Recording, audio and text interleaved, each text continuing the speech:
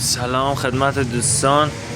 آقا خیلی از مشتری‌ها به ما مراجعه میکنن واسه سوختگی موتورهای جاروبرقیشون و خیلی سوال میکنن که دلیل سوختگیشون چیه و خیلی هم نمیدونن دلیلش چیه، جویا هم نمیشن. حالا ما یه توضیح بدیم واسهتون دربارش که هم در جریان باشین، هم صرفه‌جویی بشی تو از اینا. یکم مشکلات اساسی سوختن موتور جاروبرقی ها اینه که این کیسه های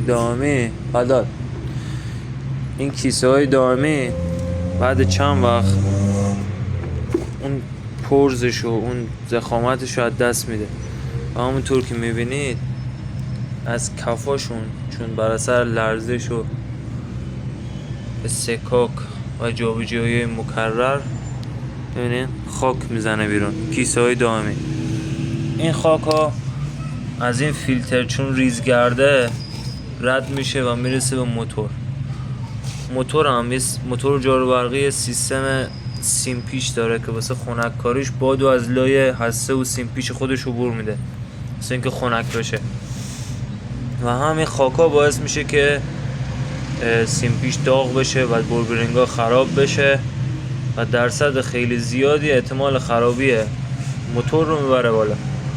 حالا راهکاری که ما به مشتری‌ها بعد از تعمیر موتورشون که دیگه این اتفاق سرشون میفته میدیم اینه که میگیم از کیسه یک بار مصرف نانو استفاده کنه. حالا مدل‌های مختلفی داره تو بازار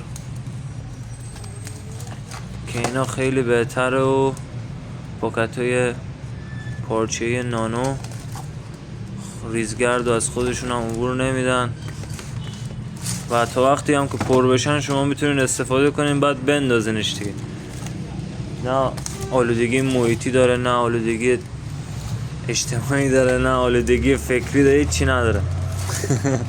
کلا با آلودگی مخالف. این بهتر اینه.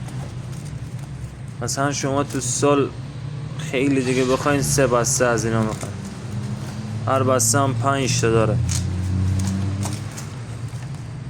هم موتور هم مکشتون راحت تره، همین که از لحاظ خالی کردن آشغال و سلامت موتور و اینا هم راحت تره. ممنون، بدرود.